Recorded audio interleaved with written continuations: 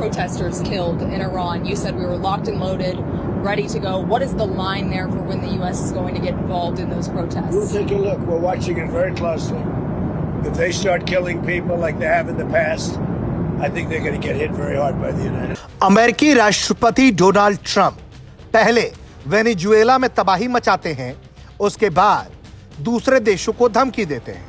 Trump की धमकी की सूची में ईरान भी टॉप पर है और ईरान को बर्बाद करने की धमकी लगातार ट्रंप दे रहे हैं। ईरान को लेकर अब अमेरिकी राष्ट्रपति डोनाल्ड ट्रंप ने कहा है कि हम ईरान को बहुत बुरा मारेंगे। इसके पहले भी प्रदर्शनकारियों पर अत्याचार के कथित आरोप को लेकर अमेरिका ने कहा था कि हम पूरी तरह से तैयार और लोडेड बैठे हैं, कभी भी भारी हमला करेंगे। इसको लेकर लगातार अब कई तरह के बवाल होने लगे हैं। वहीं भारत भी इस तरह की धमकी के बाद एक्शन में आ गया है। ईरान में सुप्रीम लीडर अयातोल्ला खamenei के खिलाफ जो जारी विरोध प्रदर्शन है वो लगातार हिंसक होता जा रहा है। बताया जा रहा है कि झड़पों में अब तक कई मौतें हो चुकी।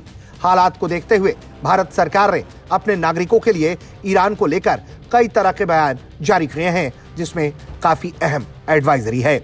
विदेश मंत्रालय ने भारतीय नागरिकों को सलाह दी है कि वो अगले आदेश तक ईरान की गैर जरूरी यात्रा से बचें।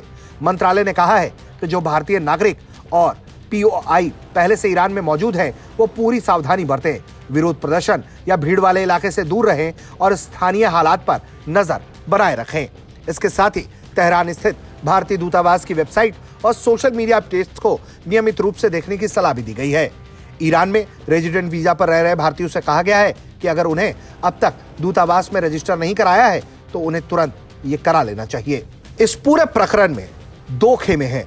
एक खेमा खुलकर ये मानता है कि ईरान में अमेरिका तख्ता पलट चाहता है। इस तख्ता पलट के लिए वो CIA का इस्तेमाल कर रहा है और अब अमेरिकी राष्ट्रपति डोनाल्ड ट्रंप ने अपने इरादे स्पष्ट कर दिए हैं। वहीं ईरान कह रहा है कि अगर अमेरिका ऐसा कुछ करने की कोशिश करेगा तो उसे इसका अंजाम भुगतना पड़ेगा और हम दुश्मनों को घुटने पर ले आएंगे।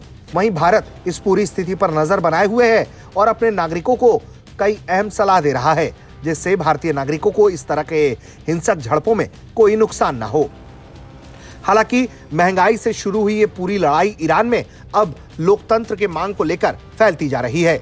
मानवाधिकारों संगठन का कहना है कि ईरान में बीते एक हफ्ते में विरोध प्रदर्शनों में अब तक 16 से अधिक लोगों की मौत हो चुकी है। ये प्रदर्शन पहले बढ़ती महंगाई के खिलाफ शुरू हुई थी, जो कई प्रांतों में फैल गई और अब धीरे धीरे लोकतंत्र लागू करने की मांग की जा रही है। प्रदर्शनकारियों और सुरक्षा बलों के बीच कई शहरों में हिंसक झड़पें हुई हैं। माना जा रहा है इन सब झड़पों को आगे बढ़ाने में CIA अपनी भूमिका अदा कर रहा है, लेकिन CIA की भूमिका कितनी संदिग्ध है या नहीं, यह आने वाले दिनों में पता चलेगा। फिलहाल इस पूरे प्रकरण को देखते हुए भारत ने अपने नागरिकों के लिए एक अहम एडवाइजरी जारी कर दी है। ब्यूरो रिपोर्ट, भारत तक।